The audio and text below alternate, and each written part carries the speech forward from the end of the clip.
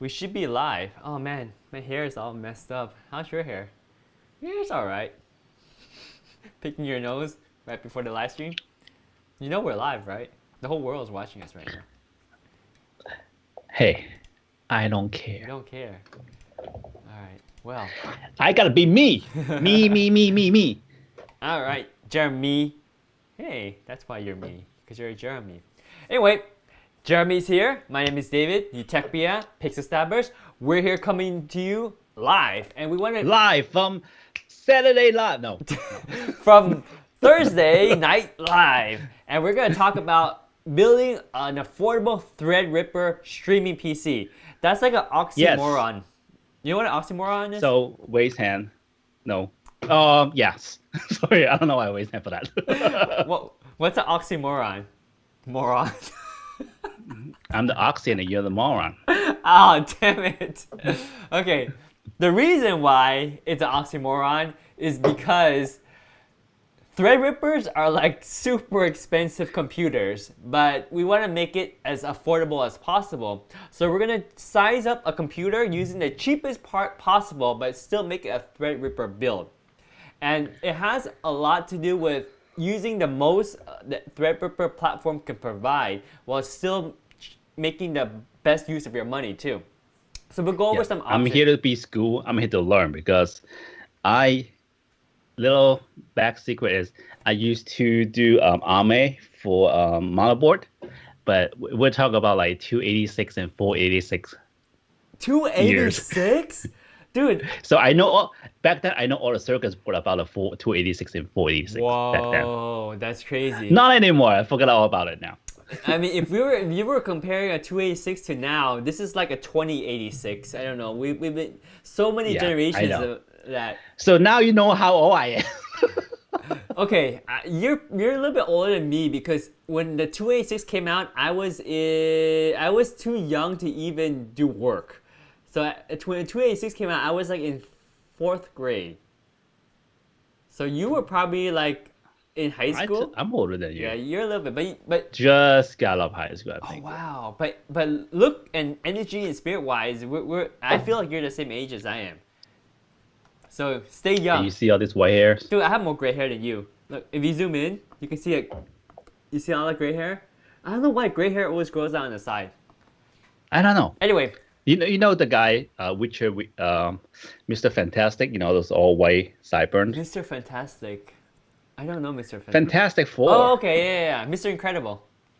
Wait. Is it Incredible or Fantastic? Mr. Fantastic, that's what they call it, Fantastic Four. Okay, I don't know that one. Not Incredible. I only know the Incredibles. Never mind.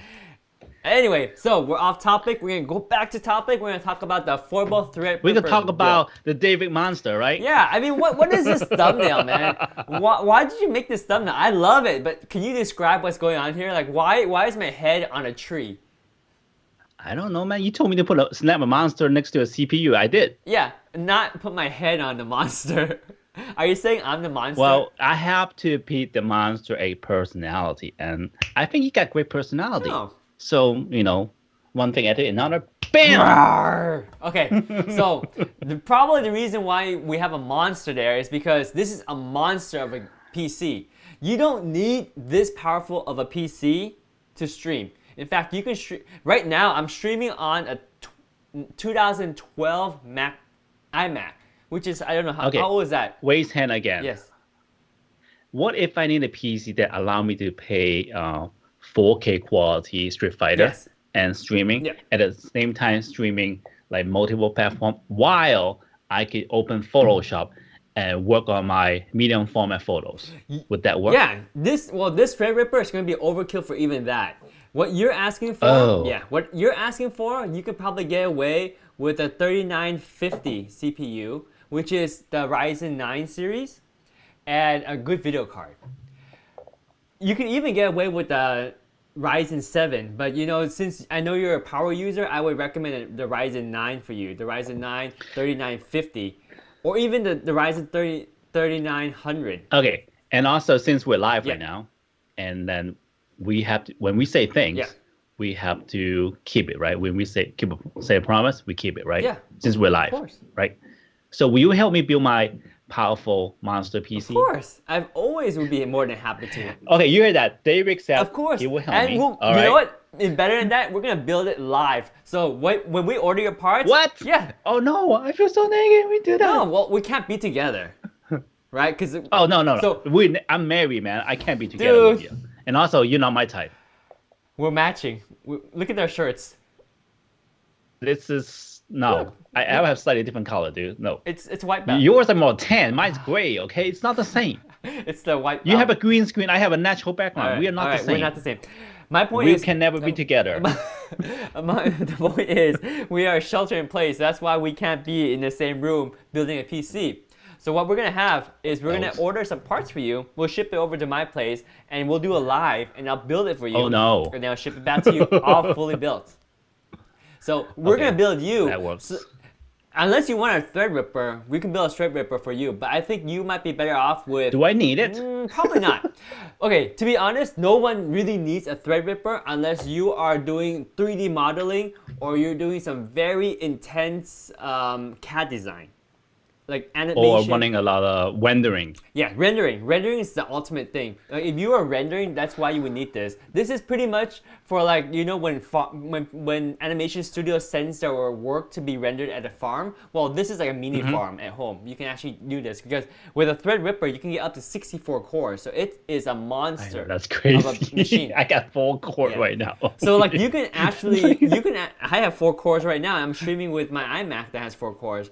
But you can render like a Blender 3D animation movie while playing games and editing Photoshop at the same time, and maybe even streaming. Yeah, I need that at the same time. I need that. I'm like I'm not good at multitasking, but I just want that.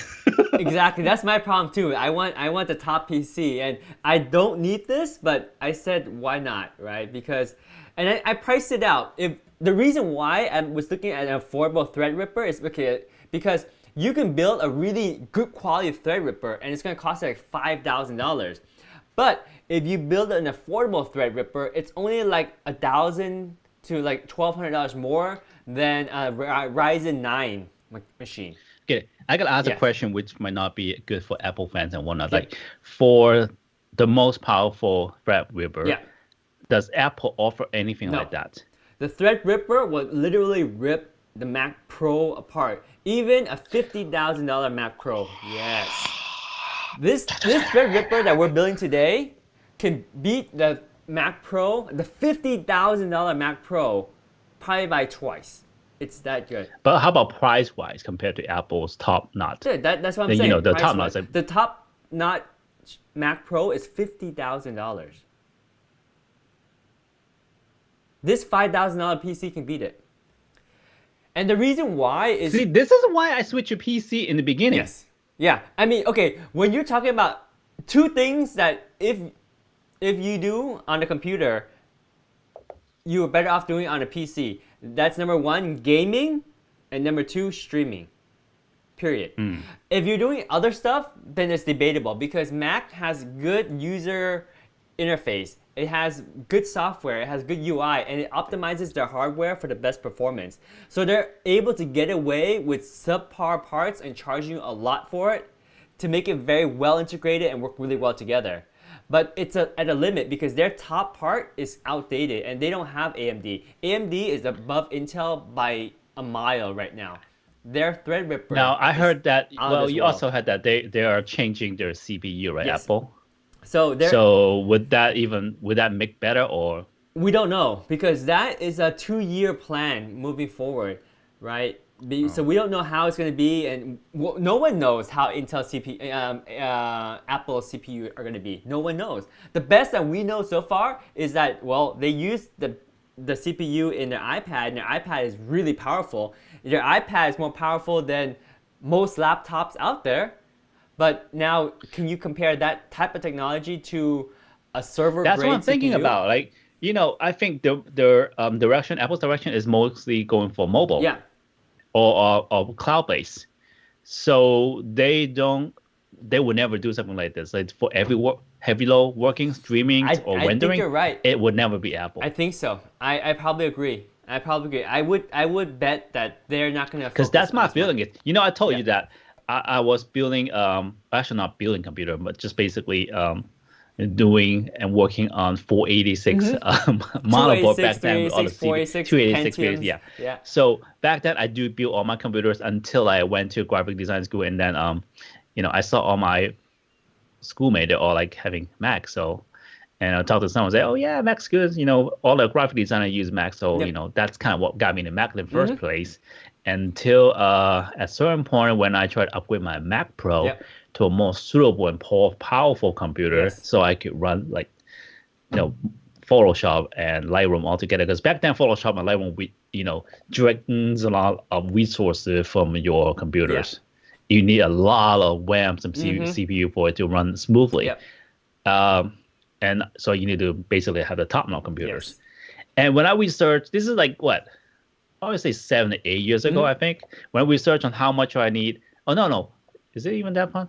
When did they come out with the Mac Pro, the garbage can? The trash can, 2013. Mac Pro, yeah. 2013. Yeah, something like that, 13. So that's the time I switched to full PC, because I found that no, this is way too expensive for me. Yeah. And then I could basically get myself a $1,500 PC. I could kick the butt away from that thing, which that thing cost me $8,000. Yes.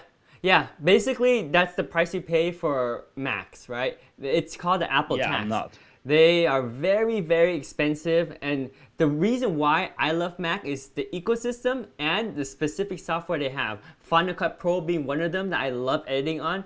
For the way they handle rendering makes editing very efficiently for me, because they have background rendering. So as I edit, it's rendering. So when I'm ready to render the whole project, it takes like 10 minutes. Whereas if I'm working on like Adobe Premiere or DaVinci Resolve, then those editors, once I'm ready to render, it will start from scratch and take like an hour or 2 hours to render. So that's the biggest difference. It's software and also usability of the Macs.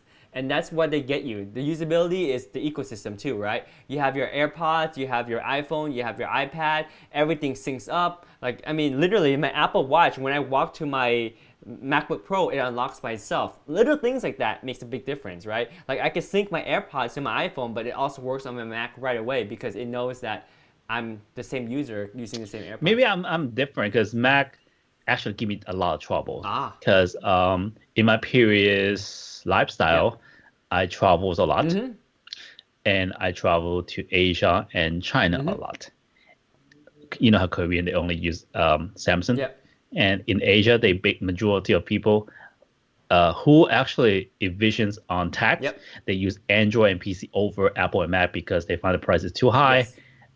It's not efficient. So the people I have to deal with mostly is the Android, and also a lot of if I go to China, they have miscellaneous Android apps or whatever that doesn't work with Apple. So I have a coworker who have Apple phone and Apple MacBook. They have zero trouble working in Asia using Apple products. So I was lucky that I was using Microsoft Surface Book and all that. So I basically work everywhere else fine, because the compatibility is good. So the ecosystem in Apple for me, if you only locally, like if it works for you, it works for you. If it doesn't, there's no way to go around it. That's the problem. And also if you talk about working at other companies, most industrial companies will use PC too. So you have to get used to both platforms. You should find yourself some Apple adapter in some company. It's nearly impossible.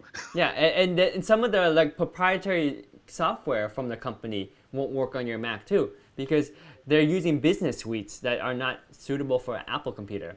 So so this debate is very, very unique, and we can go on forever. There's pros and cons of both, but basically for video editing, for live streaming, PC hands down the best computer you can build. And also this PC is going to be amazing for gaming as well. In fact, you can live stream and game at the same time while running Photoshop, while doing 3D rendering all at once, because we're building an ultimate Threadripper on a budget right now. You ready, Jeremy? Let's go. Let's do this. So when you're building a PC, the first thing you think about is the CPU, because everything else is dependent on the CPU, or it doesn't even matter. That's the price of two PC right there. Pretty much. This is the biggest, baddest, ultimate CPU you can buy right now. Of course, there's server grade PC, but that's beyond the scope of this. This is like borderline crazy already. You don't want anything more powerful. Wait, they have an even more expensive one? Yeah, it's called the Epic line, but we're not getting there. The Epic line is like super server grade, which yeah, we don't need that. The thing you need to know about computers is the marginal value return as you increase in performance or go up in the product line, right? As you go from like, for example, a Ryzen 3 to a Ryzen 5, huge performance increase, little bit price change. You go from Ryzen 5 to Ryzen 7, little bit bigger price range, but pretty big performance increase. Then you go from Ryzen 7 to a Ryzen 9, bigger price increase, a little bit of a performance increase. Then you go from a Ryzen 9 to a Threadripper, the price is huge, the performance is decent, right? So the value you get out of this is definitely not the same as if you buy like 10 smaller Ryzen 9 computers. I'll be honest, but the price you pay is because you have everything in one PC, and that's like the ultimate, you can have everything in one PC. So that's why this is the ultimate CPU right here. Now, this is the biggest and baddest Threadripper CPU you can buy, period. This is the 3rd gen, 64 core, 128 thread. Now, one thing to know really specific about this is that if you use this CPU on Windows 10 Professional, it's actually going to be slower than if you use the 32 core version. That's because Windows 10 Pro doesn't know how to take advantage of 64 cores. You need to use Windows 10 Enterprise in order to use the 64. Oh yeah, that's right. That's the one thing that a lot of people don't know, because they do benchmarks on this CPU and like, what? The performance is terrible. And that's because Windows 10 Professional will not work with 64 core. Now, why would you need 64 core? Well, why not? Because you can handle a ton of stuff. Now, this is definitely not. I like how you put it. Why not? Yeah, why not? That's your answer. But this is not the most affordable Threadripper. In fact, the price for value is really not there because you're paying a lot, and a lot of applications will not take advantage of these 64 cores. They will actually, depending on which one does. But I like the look of it. You know, the thumbnail we have, that was it, right? So, and it looks like one of those like computer chips from like Terminators. Well, what you're using here is a Threadripper cooler. I don't know which one this is, but that's not the one we're going to use because we're going to use one that's more efficient. Because that's probably from a 2nd gen or a 1st gen, I'm not sure, don't quote me on that, but all these Threadrippers, they don't come with coolers, if you notice. Funny thing is, they expect you to use water cooling, and I actually don't recommend water cooling because water cooling isn't that much better. In fact, sometimes it's not as good air cooling. And number 2, water cooling is complicated. You have to deal with potentially leakage in your system. And number 3, water cooling is actually noisy. Even if you get the most quiet water cooler, you still have this annoying pumping sound. That's not as pleasing as a fan. Fan is a nice water cooler. A pump is more like right? You have a fish tank. You know how a pump sounds, and it's just not as soothing as a fan. So before we go into the fan, let's talk about the CPU. So you want a Threadripper. This is the ultimate Threadripper you can get. All right. Hey, awesome! We got a comment from Pixel Stabbers. He said, awesome. The Pixel Stabbers give us some stars and likes too. Woo! We got a like on YouTube, and we got some stars on Amazon Live. Cool. All right. So this is the 64 core one. Now this is very expensive, even though it's $500 off. CPU prices are gonna go down. So the nice thing about if you build this build and you don't get the top of the line CPU, you can drop it in when you want to upgrade to it. Now the next CPU we have is also a Threadripper. This one is the cheapest Threadripper you can build, 3rd gen. This is a 3960. It's 24 core, and right now it's 1350. I would say this is the sweet spot. No, I wouldn't say this is a sweet spot. No. I would say this is the cheapest Threadripper you can buy. And the reason why is you're kind of there at the low end of the core counts, but you're paying quite a bit already. So if I'm paying this much, the one I'm gonna get is this one right here. I'm just gonna step it up to this one. It's about, how much more is that than the previous one? So like 500 more. So it's $500 more, but you have officially 32. 32 cores. So this is kind of the sweet spot. This is like the best Threadripper you can use on Windows 10 Professional without having to worry about, oh, I need to go to Enterprise to take advantage of the extra cores.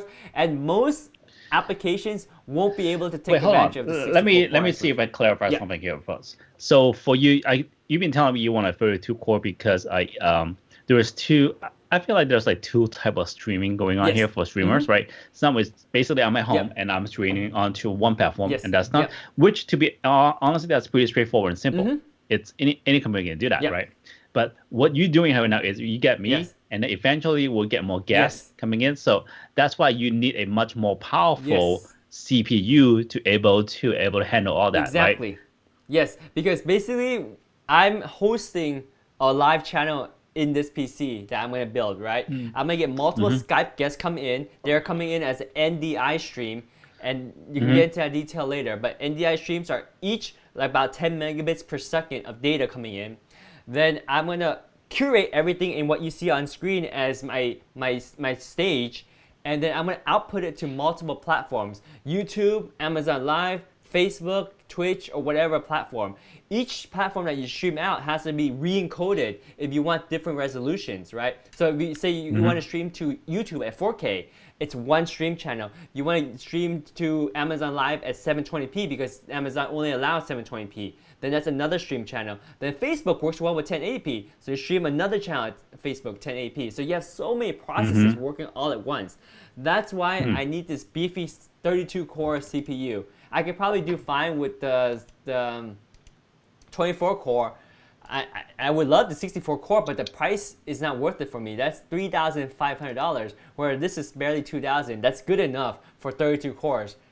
And that's why I think this is a sweet one. If you really want to go with the cheapest Threadripper build, then yeah, you can go for the 24 cores. But I'm happy with the 32 core because I think that gives me the satisfaction of not getting the cheapest Threadripper, but at the same time not paying extreme price for the top of the line. So wait, just be easier. For the viewers who are not too technical, for this CPU on the streaming part of it, what can you do? On the stream part of it? Like for streaming, but like what ultimately, like in the maximize capacity, what can you do with the CPU? So stream wise or just anything wise? Both. Okay, so stream wise, this is an overkill for streaming. You can probably do everything I want in streaming with a Ryzen 9 chip, like getting multiple guests, streaming to multiple platforms. But if you don't want other software while you're streaming, then you can probably use 3D Maya Pro or 3D animation and render and build those things at the same time. Right? So can you imagine someone do that and stream the 3D building? I think that would be awesome. Yeah, they can totally do that. In fact, yeah, you can do crazy things. And you will know when you need something like this. Because basically, whatever platform you're on, if you're experiencing extreme delays or taking so long to do whatever you need, you'll know you want something faster. And you're willing to pay for it. I mean, this is a major expense. This is a computer you build when you know you're going to make money from the work that it does. Right? We're making money from our streams, right? We have our brand deals, we have our companies that we're working with that are willing to pay us. So we want to have the best quality stream with the best smoothness, and everything needs to be good. So that's why we're willing to invest. But it's definitely not something that you need. But it can handle a whole lot. It can handle a whole lot. I would say most people will be happy with a Ryzen 9 3900 or 3950X, to be truthfully honest. Ryzen Threadripper is kind of like, I would say it's a trophy to me if I can build this machine and say, I have the best machine that money can buy to stream right now, pretty much. Right? So I hear rumor, well, it's not rumor, it's especially news running around, is that currently AMD is actually more, I want to say better, but more worth the buck than Intel. Is that correct? Absolutely. They are ahead of the game. Basically, with this 60... When you say ahead of the game, what do you mean by ahead of the game? Like price-wise or technology or performance? Both. Not only do their CPU run more efficiently, aka run cooler and uses less power, but they're cheaper.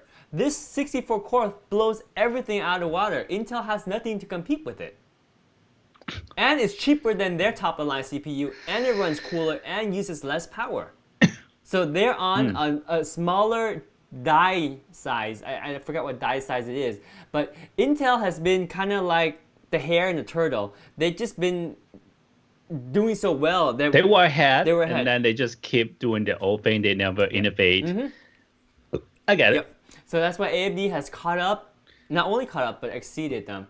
And with the Threadripper, and they're pricing this, so they specifically made it a cheap price of $4,000 and even discounted by $500 already, just to really shove it to Intel and say, look at what we got. You don't even have something that's comparable, but we have something that's comparable and cheaper than your top of the line, which is not even comparable to this. So. You know how you question me, how come I always go with the underdog, right? This is exactly why. Same thing goes with the photography industry. I mean, the camera manufacturers, Canon was the big dog. But then, they can't really make as beautiful camera as Fujifilm, and they cannot have the higher technology like Sony is. They're kind of like, behind. They only carry their brand right now, but that's pretty much it. But to become the top from an underdog, you also have to make sacrifices. Ryzen Threadripper 2nd Gen suffered a lot of issues. In fact, to the role of greatness, you need to fail sometimes in between. That's obvious. And Intel has been performance, a steady ladder up, right? AMD was like, then it's crappy, good and crappy, and then they finally mastered it, and now they're here with the Threadripper. And Intel just kind of you can't fail. You don't know what went wrong, and you can't build something better. Right. So you gotta accept that fact. Just imagine, just realize how bad their failure was. The 2nd Gen Threadripper was great at multitasking, but it failed miserably when you're trying to run games on it or when you're doing simple tasks like unzipping a file. It was much slower than like the Ryzen 9 or Ryzen 7, for example, because it was intended for 3D animation or like high CPU count only, like application that was only multi-core dependent. They sucked at single core performance, basically. But now with the 3rd Gen Threadripper, and it's 3rd Gen because it starts with the number 3990X, they mastered everything. It's like the perfect sweet spot. This is when it's a good idea to go to Ryzen Threadripper. The previous generation of Threadrippers, you would only buy it if you have serious multi-core performance. But if you try to game on it or you try to do something that's single-core performance, you're not gonna be happy. Hey, what about me? If I need to get a CPU, what do you recommend? I recommend. I mean, obviously, I don't need this, right? No, I recommend the 3950 for you, or if you want to save money, the 3900. And we can look at that on a different video because this video we're gonna focus on Threadripper. I don't want to talk about too many CPUs because it confuse people. No worries. Well, we can make another video about that, and that'd be kind of interesting too because then we can price together your PC and build it, right? So for Threadripper, there's only 3 CPU. It's very simple. You have the 3990, which is crazy, 64 core. You got the cheapest one, the 3960, which is 24 core.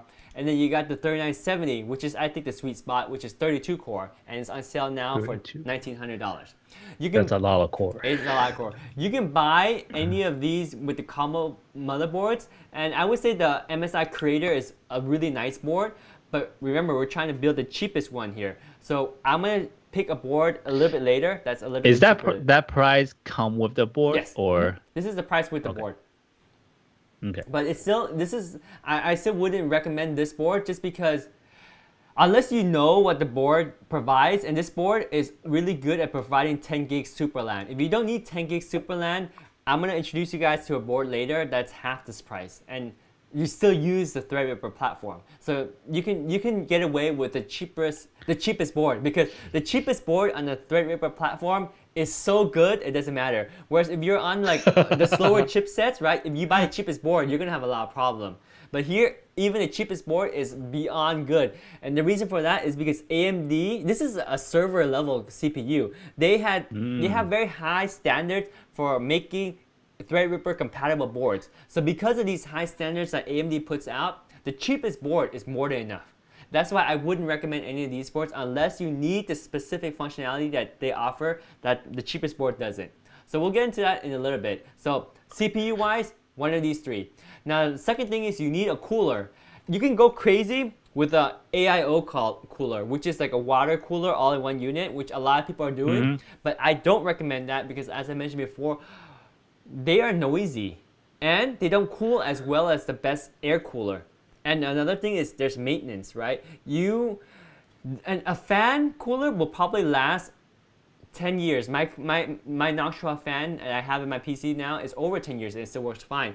Whereas a water cooler, after about 3 years, you might want to do some maintenance on it because sometimes the water inside evaporates or you get bubbles in there that degrades the cooling performance. You actually have to worry about the pump failing as well as the fan failing because you can really fry your computer. Whereas here, you have a fan and you can see if it doesn't work or if it starts to degrade, you can start to hear it, having problems spinning. But air cooling is my recommendation because it's easier to install, easier to maintain, and it's quieter. And this one is the best one you can get for quiet. One of my criteria is I'm streaming with this PC. I don't want it to be a loud server in the same room I'm in. I want it to be quiet. So using the Noctua U14S, this is a cooler designed specifically for the Ryzen chip. The Ryzen chip is huge. That's why this CPU cooler covers the entire chip. There's a lot of coolers that even AMD recommends that doesn't cover the whole chip, which I'm like, are you crazy? You want to cover the whole chip because the chip gets pretty darn hot. So this is this air cooler that works really well and it covers the entire chip and it's quiet. Noctua is famous for quiet fans, and you can even lower the speed of fan if you want to like downclock your CPU and run even cooler. You could enhance and play around with clock speed a little bit, but that is some crazy fanning right there. Yeah, it's built really well. There's multiple heat pipes. There's 4 heat pipes, and that's pretty much the technology that it uses, and it uses it really well. And the heat pipe is sealed in. You don't have to maintain it at all. And it cools extremely well with very, very low noise. So this is the fan combo I would recommend with the CPU. Regardless of you picking the 3990 or the 3960 or the 3970, all of them will be cool just fine with this cooler. Now there are other coolers on the market. I've researched them all. For quiet, ease of installation, reliability, this is the one to get. Don't even bother with researching the other ones unless you want something that looks different. This is the one to get for the best performance and quietness. So moving on to the second most important thing is the motherboard, right? First is the CPU. The second thing is the motherboard. With any of the 3rd gen Ryzen chips, you need a TRX 40 motherboard. And if you search for TRX 40 motherboard on Amazon, you'll get a bunch. The one that I recommend is the cheapest one there is. It's $380, which is more expensive than the typical motherboard you would need to buy for a Ryzen 7 or Ryzen 9 or Ryzen 3 or Ryzen 5, but not too much. Like the best ones you can buy for the other Ryzens is like $400. On average, you're probably spending about $200. So here you're spending a little bit more. But this is the cheapest TRX 40 motherboard. The most expensive TRX 40 motherboard can cost you like $800. So why do you need that? Well, look at the specs. If these specs meet your needs, then you're fine. For me, all I care is it has 1 GB LAN. And I also wanted to know that it has a 4th gen M.2, right? I want a 4th gen M.2 because that's a fast SATA drive. And that's all I really care about. I care about that it supports my CPU. It has the 4th gen SATA drive connectors, and it's got 1 GB LAN. That's all I need. If you need something else, you might need different chips. Whether you need 10 GB Ethernet, if you need Wi-Fi. This even has Wi-Fi. This has Wi-Fi 6. Oh, if you want to overclock your chip. This one doesn't have the best VRAM for overclocking. It has okay VRAM, but if you want to optimize overclocking, you might want a different board. Also, this one have Bluetooth? This one doesn't have Bluetooth. But the cool thing about PCs is that you can buy a Bluetooth card and just plug it in and you're good to go. True. Yeah. Or some of those like USB pop. Yeah, definitely. So this is the motherboard I would recommend because it's the cheapest one and it's more than it's everything you would need. If you're simple like me, just need gigabit LAN and 4th gen M.2. Can you hear yourself? simple like me. Yeah, simple like a simple monster. Like me. What's simple about all this? A simple Threadripper guy. How's that? Okay.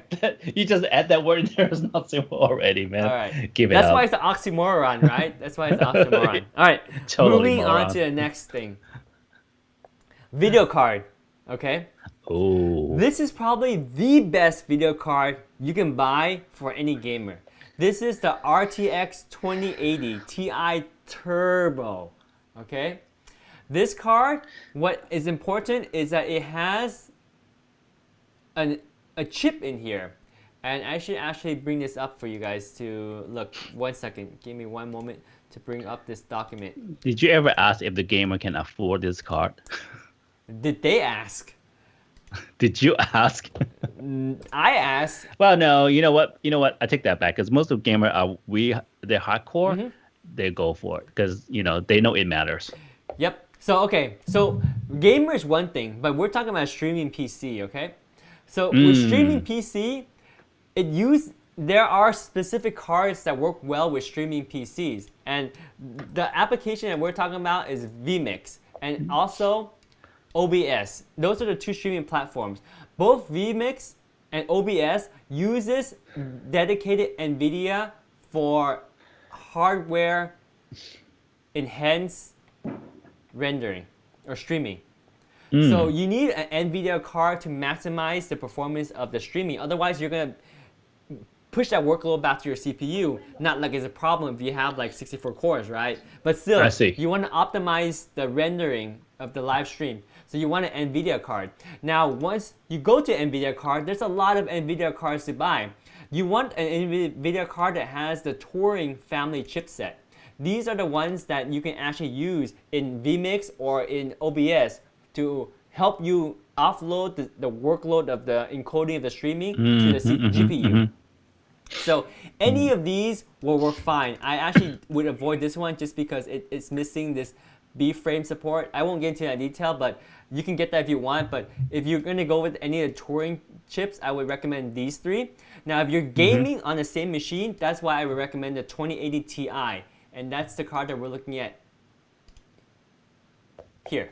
So this is the 2080 Ti, and it costs that much. It's expensive, but it's the best video card you can get for gaming. You can literally game 4K video and stream and not have to break a sweat.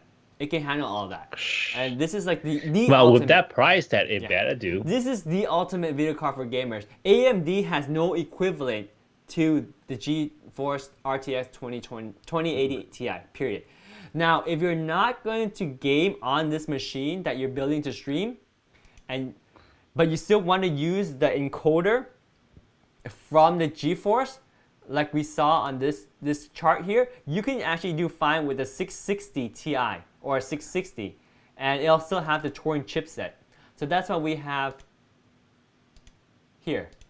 So this is the cheaper one that you can get if you want to just use this machine to encode your stream but not play games on it. Which actually has the advantage too, because a lot of gamers want a separate PC to play games, and then that PC either sends the NDI back to your main PC to broadcast, or that PC has a connector, like a video encoder like a HD60S Plus capture card, and brings that footage into your streaming PC. So if you're going to have a second PC to game, then you will be happy with this card, because this card uses a Turing chipset to help encode the live stream, but it's not like cost an arm and a leg. It's only like $230. And this will be fine for Street Fighter 5, by the way, because it's not you're not demanding so much. But with someone that demands like 4K, high graphics at the top newest games, then you probably want the 2080 Ti, because this one will not only stream really well, but allow you to game on the same machine.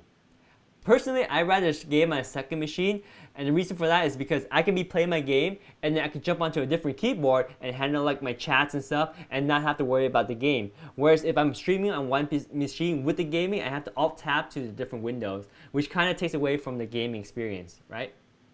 Does that make sense? Totally. Yeah, so having a separate machine to gaming is kind of nice. So if you do have a second machine to game, this is the video card to get. Now the third Now the third thing is not so important anymore because the most important thing for building is the CPU, motherboard, and video card. That's it. The second thing, the next thing we're talking about is this RAM. Now you can choose between 16 gigabyte RAM, 32 gigabyte, 64 gig, whatever you want.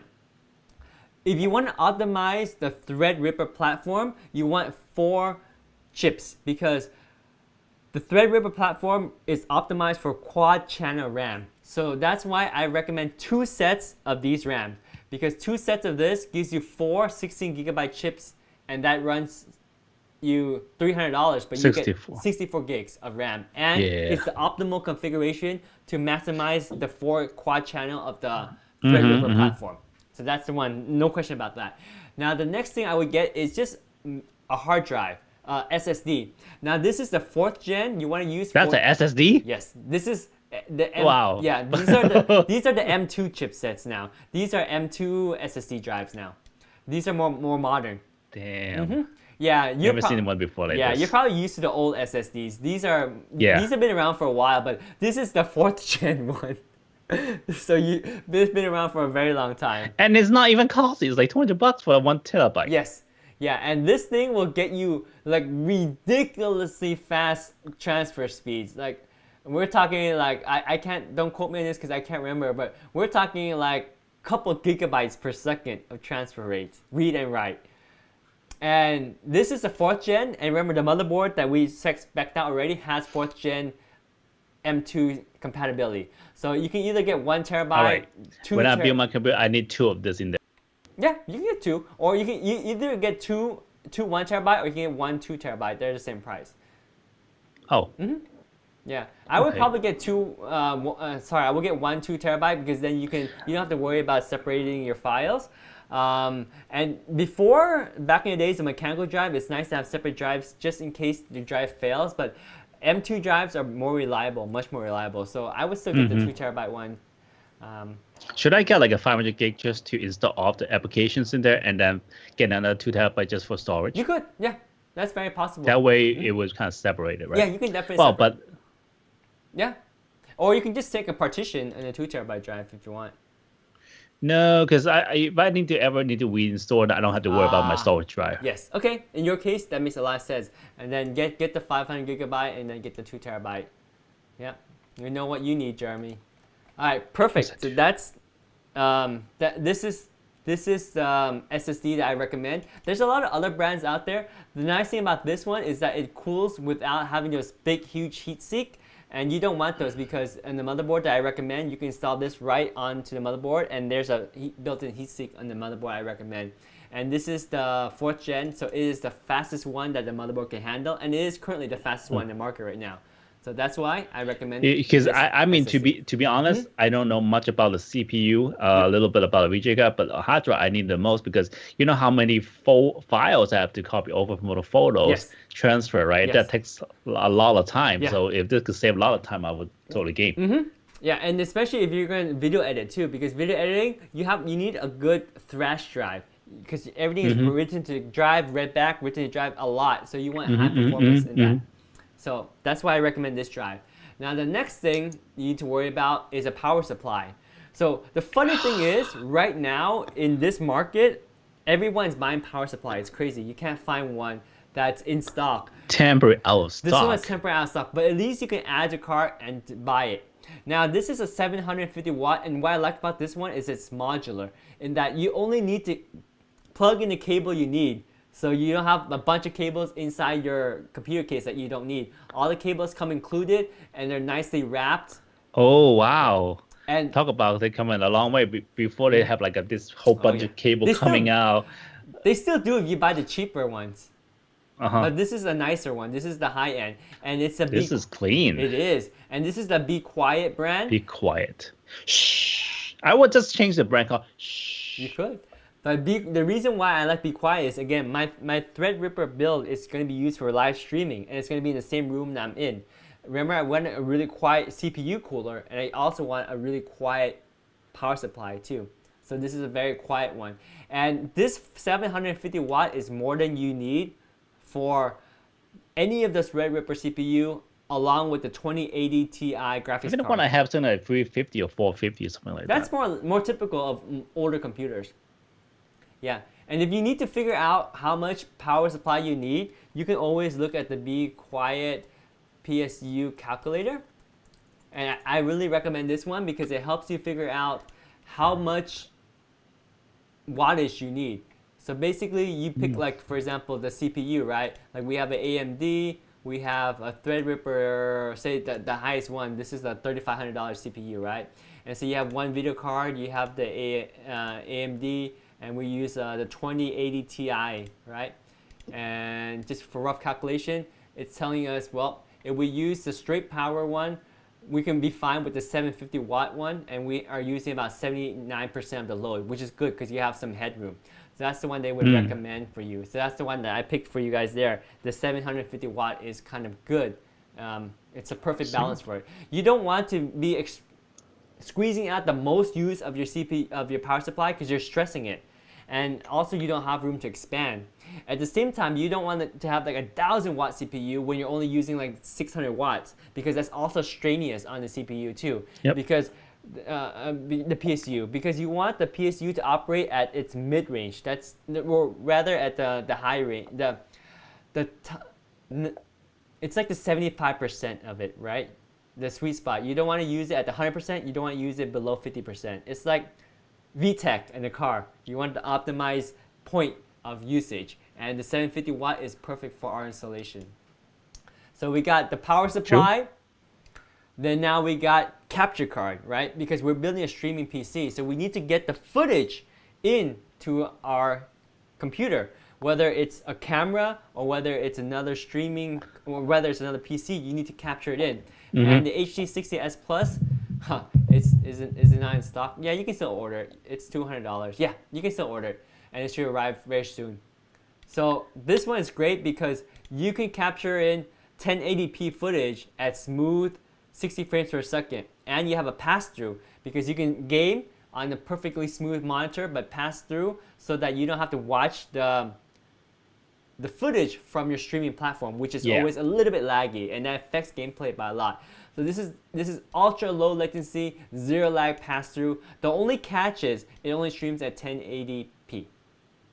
But it's nice. It's good enough for the next 5 years, but at least. And I love that it's USB, so you can actually remove it on your machine if you don't want it. And if you want to stream on a laptop, then you can use it the same one. Yeah, I would totally get this over the car because you know, eventually, I mean, at least for us, we will kind of do like on location streaming eventually, and that would definitely help a lot.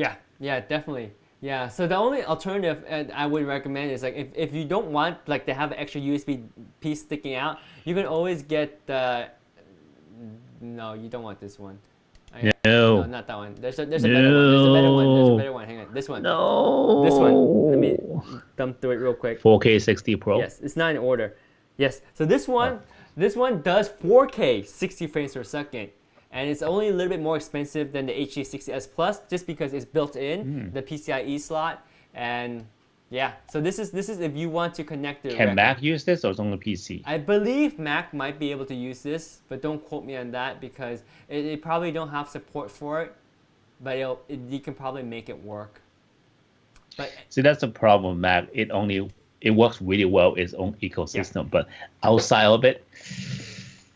Yeah, that's. I won't get into too much with that because with streaming, as a huge Apple fanboy, I'm telling you, I'm buying a Threadripper PC to stream because that's the ultimate machine. So that's that. And also, once you are streaming, you probably want to get one. Wait, I'm out of order. Sorry.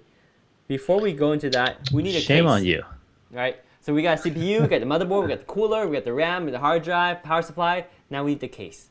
So this is a good price case. It's $70. It's a premium case, and it doesn't cost a lot. I don't think you can find a cheaper case. You might be able to find a $50 case that's cheaper. How big is this? This is a mid-tower.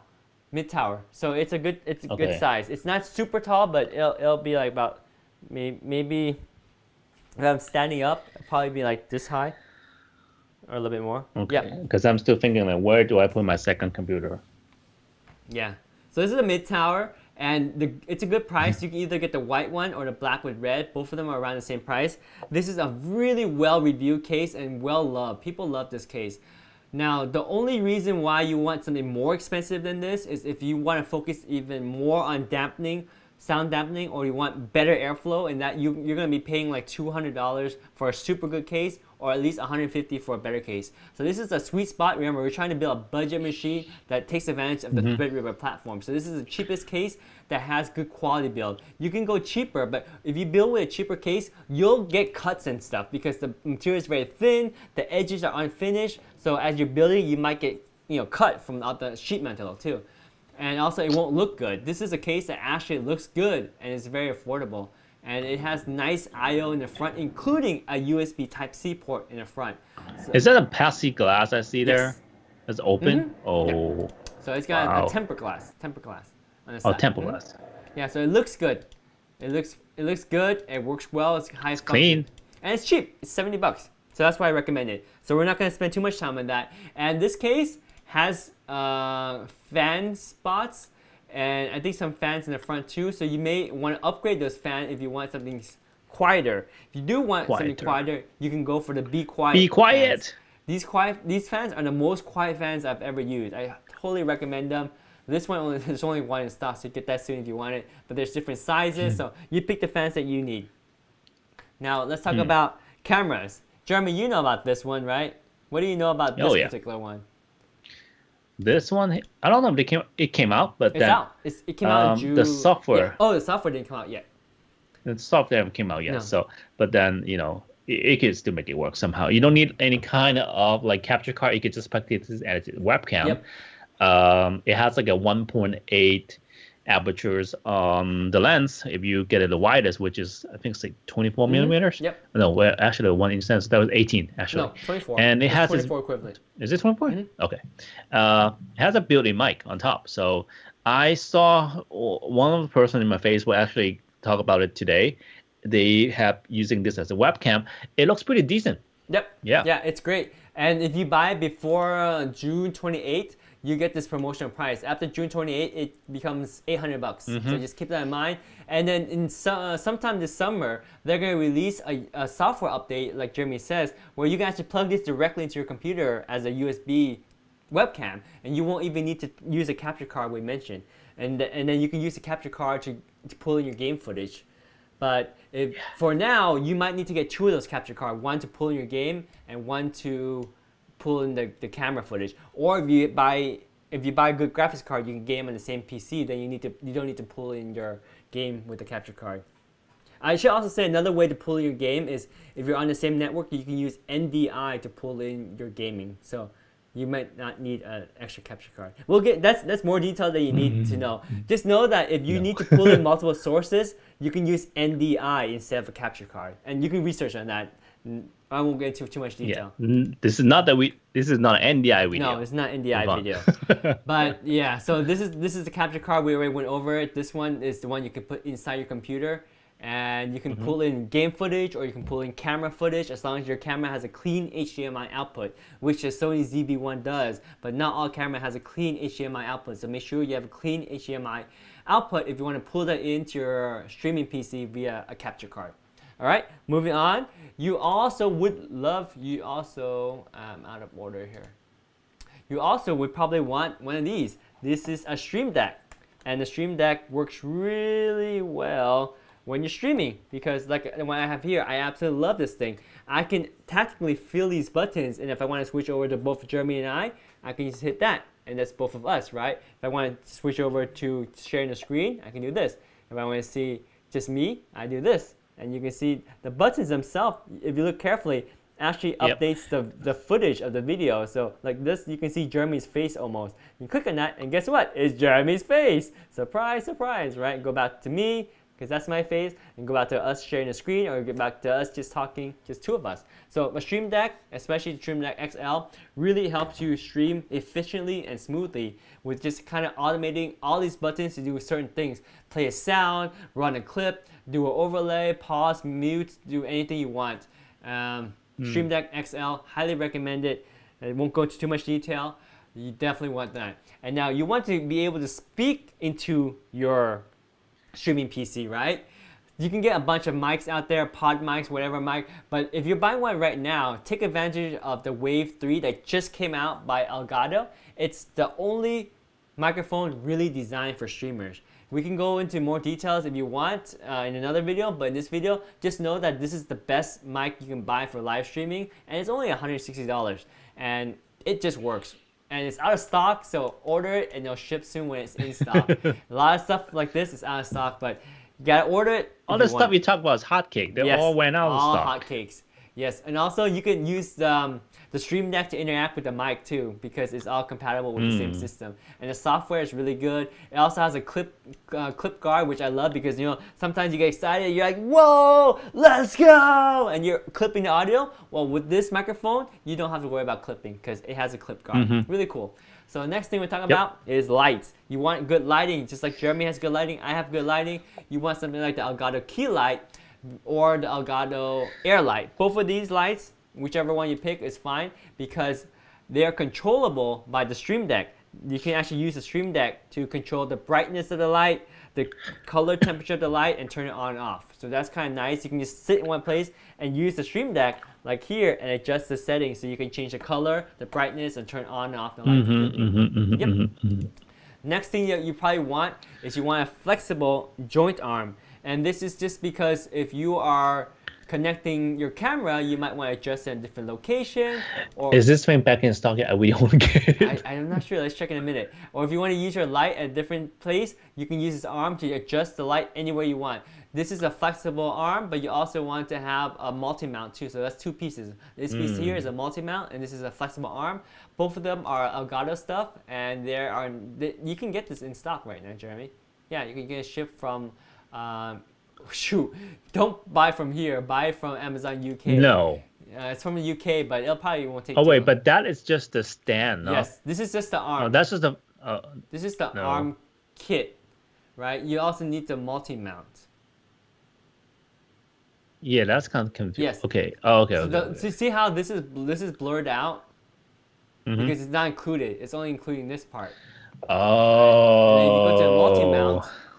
Do you have a picture of it? Yeah, the multi-mount is just this piece. So you would need I actually both. kind of care about the fax arm. Yeah. What kind of mount is it? Can I mount on something else? Yeah. You can mount anything at this end because it's a 1/4 thread. The other end. Oh, this is a proprietary ball joint mount. Oh. Yeah. But it might work, yeah. So the multi-mount has that ball joint that connects with it. So you can use the multi-mount, unhook this ball and put that ball on. I think. Something like that.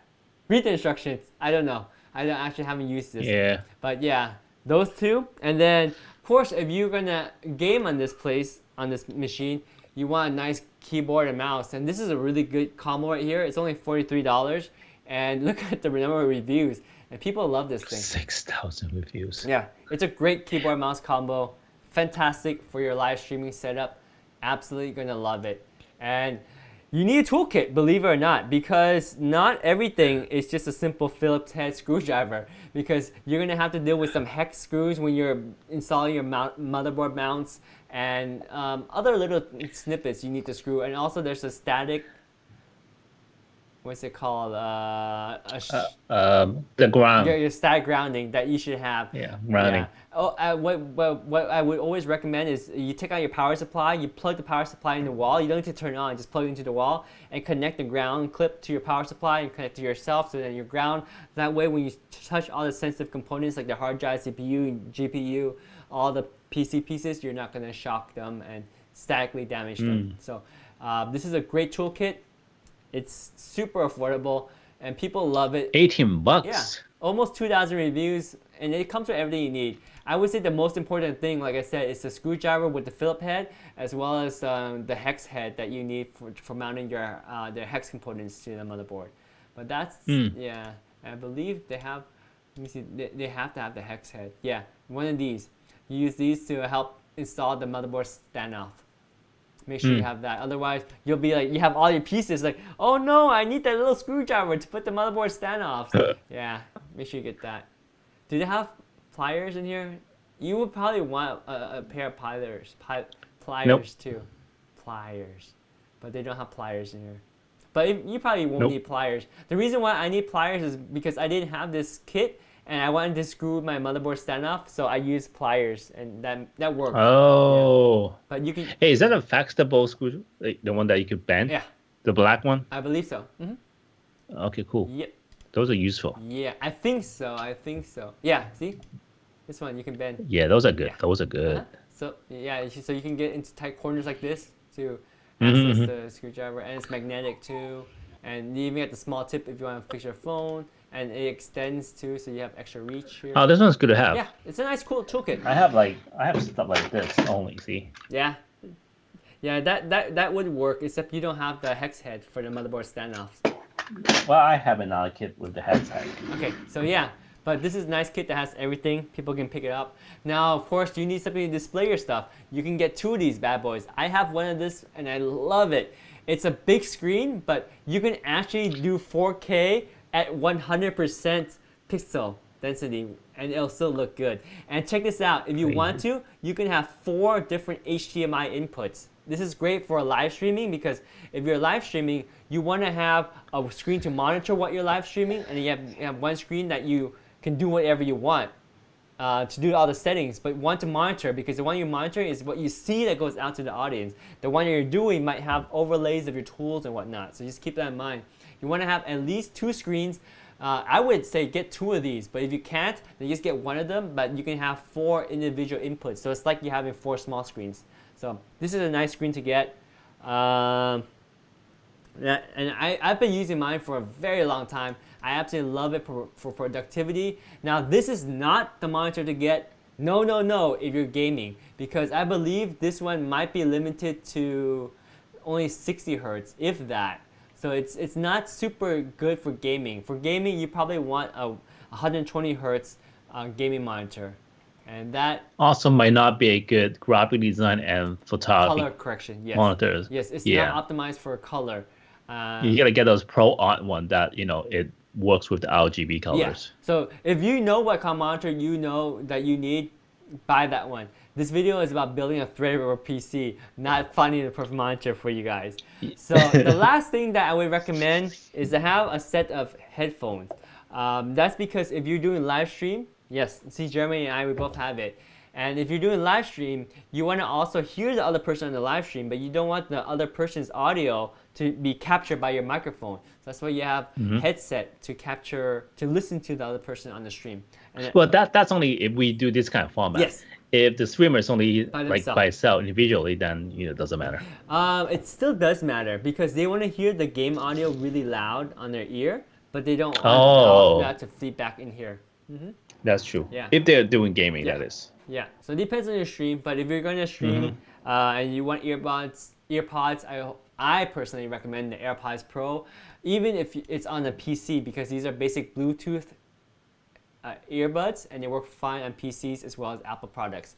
And I mean, that pretty much takes us to our whole Threadripper build, starting with the CPU, the motherboard, the video card, the RAM, the hard drive, the power supply, the case, everything you need to build the machine. We went through all the parts. Most of those parts are in stock. A few of them are out of stock, but they're all addable to cart, so you should be able to add them and build your PC.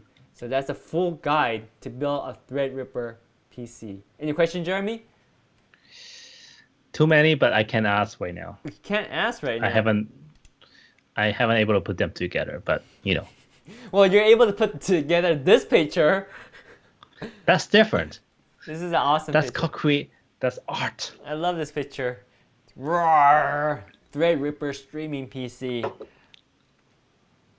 So yeah, guys, that is the complete guide to how to pick your components to have an ultimate Threadripper streaming PC. Remember, if you're going to buy the video card, you have the 2 options for video card. You don't need to get the 2080 Ti. You're fine with getting the much slower one, but this one still has the Turing codec or coding chip, so you can use that to help encode your stream. But if you want to game and stream on the same machine, you want the 2080 Ti. This is like the cream of the crop graphics card. You're paying like $1,200 for it, so you know it's going to be the ultimate one. But anyway, pick your CPU, whether it's 64 core, 24 cores, or 32 cores. And then the motherboard that I recommend is the cheapest one, which is perfectly good for any Threadripper user. But if you want more specs, you might want to pick up the more expensive motherboard based on your needs. And that pretty much wraps it up. I don't think I have any more to add. I felt that was a pretty complete guide. So if you have questions, let me know down below. I'll be happy to answer them. And Jeremy, do you have any final words before we wrap up this video? No, but I have a question, but I'll call you. I will not leave any comments. Okay, I will just call you directly. Call me. I'll help build your system. All right, guys. Thank you so much for watching. Thanks for tuning in. Click on the links down below if you're interested in purchasing any of these items. Let me know if you have questions in the comments below, or check out my YouTube channel at youtube.com/utechpia. Or if you have questions for Jeremy, who's excellent at photography, photo editing, photo gear, camera gear, and all that good stuff. He does tutorials as well. Check out his channel at youtube.com/pixelstabbers. With that having said, we will wish you guys a great night. Take care, stay healthy, and see you guys later. Good night. Bye. Signing out.